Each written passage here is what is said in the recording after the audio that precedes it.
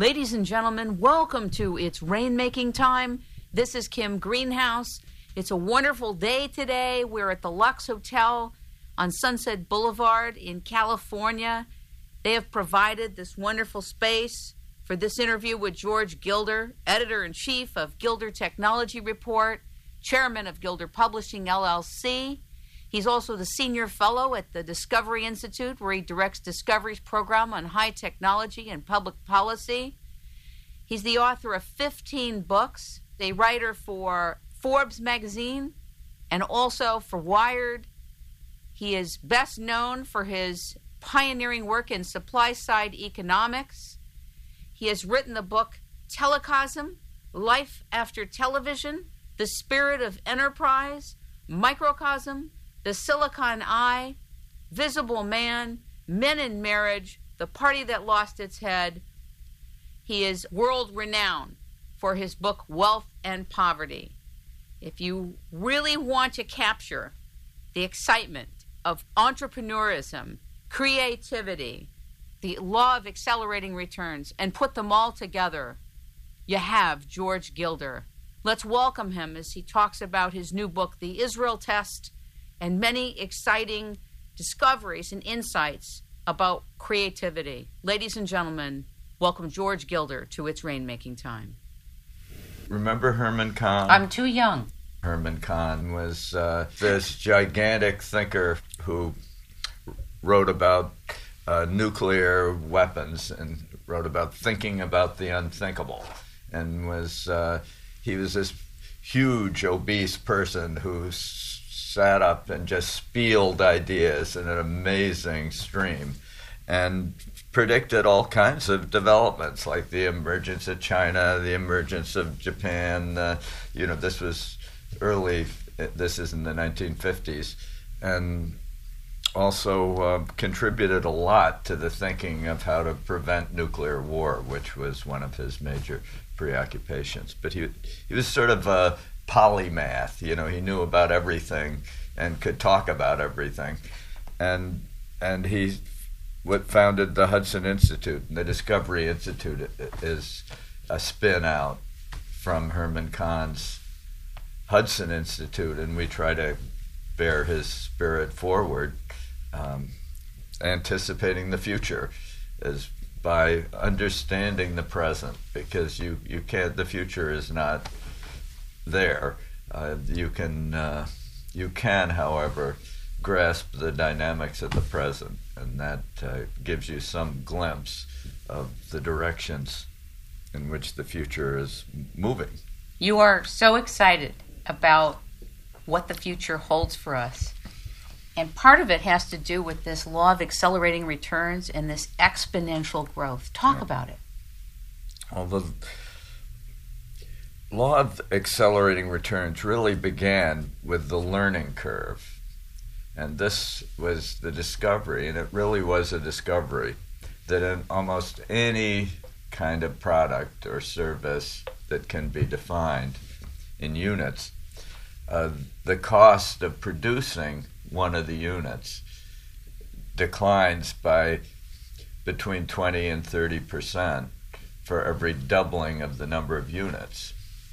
And so it was originally ascribed to learning, and there are the economies of scale and economies of scope and all the benefits that you gain when you do things lots of times. You gain experience, and so it became the experience curve, and it was the foundation for a big business which the Boston Consulting Group began, and it's the foundation for supply-side economics, which really is based on the proposition that you lower tax rates and people will do a lot more things, and costs will tend to drop and revenues will expand.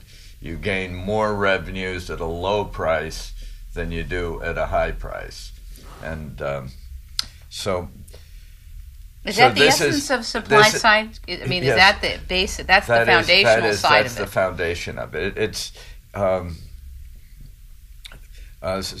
supply side economics is based on entrepreneurial creativity, and each of these entrepreneurial creations then benefits from a learning curve as their production expands.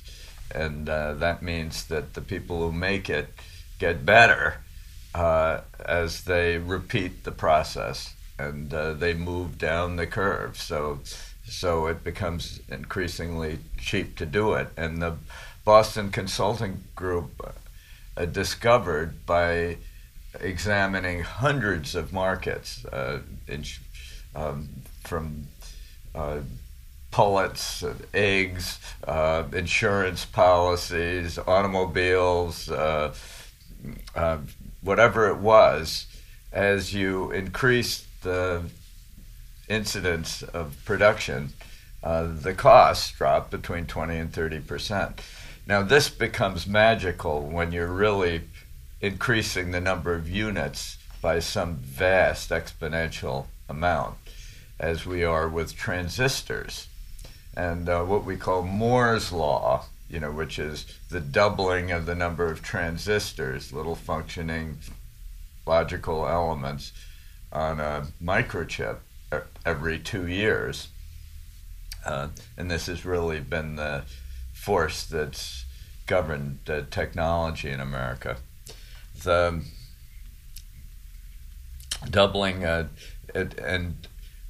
but transistors have increased from a few hundred on a chip to billions, literally, on a chip. And this means that the experience in making transistors has doubled over and over and over again over the years, and the cost of a single transistor has dropped from, $6 per transistor 50 years ago to literally too little to measure today on a billion transistor chip with that sells for $10. You could, or $100 even, each transistor costs virtually nothing. And this has really been the transforming force that's changed the world economy over the last 50 years. It's been this learning curve that Bibi Netanyahu, the current president of Israel, helped propound back at the Boston Consulting Group when he left MIT. His first job was at the Boston Consulting Group during this very creative period when it was launching the learning curve and the law of accelerating returns, and which in turn has engulfed the telecosm of and speak what the telecosm is for people who don't know. The telecosm is the whole world of networking, and the internet epitomizes the telecosm. But now we're moving beyond the internet. It's a VoIP, voice over internet protocol, and beyond, right? Yeah, but the networking embraces all communications. I mean, it's not simply a protocol that's used for encoding voice. It's all the entertainment and communications and business commerce that's conducted over networks around the world. And that's the Telecosm, and that was a book that I wrote, and a series of articles in Forbes that had a big impact. And the Telecosm crashed in 2000, as we all know, and it's become a somewhat controversial word because of that, because I was in the forefront of promoting lots of companies that at the time were pioneering the internet.